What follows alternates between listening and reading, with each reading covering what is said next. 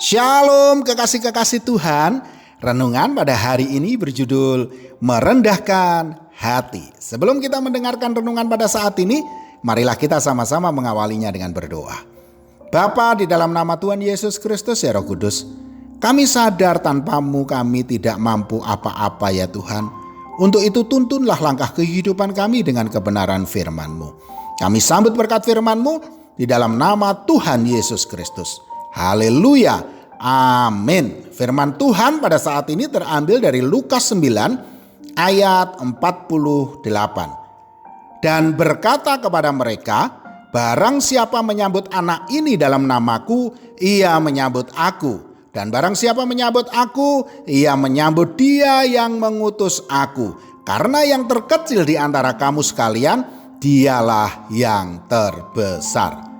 Kekasih-kekasih Tuhan, ketika kita sadar bahwa kemampuan diri kita ini terbatas, ketika kita juga sadar banyak orang lebih hebat dari kita, dan juga kita sadar tidak ada yang bisa dibanggakan buat mengangkuh sombong, dan ketika kita juga sadar tidak ada yang lebih hebat buat kita sombongkan, di saat itulah kita mampu untuk merendahkan hati kita.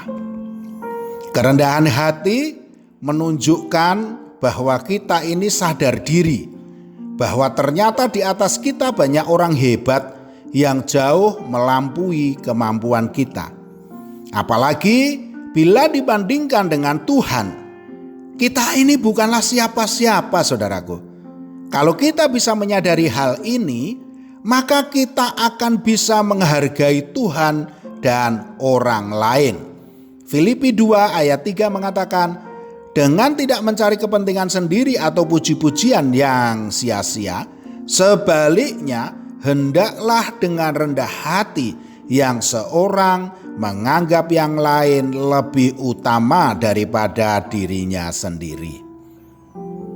Ketika murid-murid mempertentangkan siapa yang terbesar di antara mereka, Tuhan Yesus memberikan contoh ilustrasi seorang anak kecil sebagai bentuk kerendahan hati yang tidak berpura-pura. Kerendahan hati yang tulus, yang menyadari bahwa dirinya bukanlah siapa-siapa. Seperti yang sudah kita baca dalam Lukas 9 ayat 48 tadi, barang siapa menyambut anak ini dalam namaku, ia menyambut aku. Dan barang siapa menyambut aku, ia menyambut dia yang mengutus aku. Karena yang terkecil di antara kamu sekalian, dialah yang terbesar. Mengapa Tuhan memakai anak kecil, saudaraku? Karena anak-anak sangat bergantung kepada orang tuanya. Inilah yang patut kita teladani, yaitu kita harus bergantung sepenuhnya kepada Tuhan. Karena kita sadar, di luar Tuhan kita bukanlah siapa-siapa. Seperti yang dikatakan dalam Yohanes 15 ayat 5b, barang siapa tinggal di dalam aku dan aku di dalam dia, ia berbuah banyak. Sebab di luar aku kamu tidak dapat berbuat apa-apa. Saudaraku, seperti halnya anak-anak yang mengalami ketergantungan pada orang tuanya, marilah kita merendahkan hati kita di hadapan Tuhan, agar kita mengalami kasih-Nya dan pertolongan-Nya dalam segala persoalan yang kita hadapi. Kolose 3 ayat 12 mengatakan, karena itu sebagai orang-orang pilihan Allah yang dikuduskan dan dikasihi-Nya, kenakanlah belas kasihan, kemurahan, kerendahan hati, kelemah lembutan, dan kesabaran. Semakin kita merendahkan hati kita kepada Tuhan dan hidup takut akan Dia serta bergantung sepenuhnya kepada Tuhan Yesus Kristus, maka Tuhan Yesus Kristus akan mencurahkan berkat-berkat-Nya atas kita senantiasa.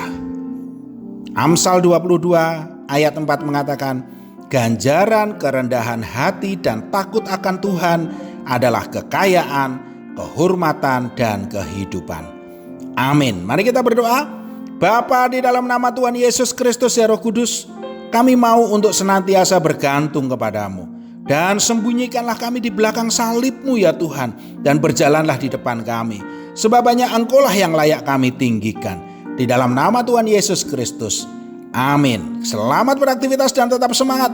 Tuhan Yesus Kristus memberkati.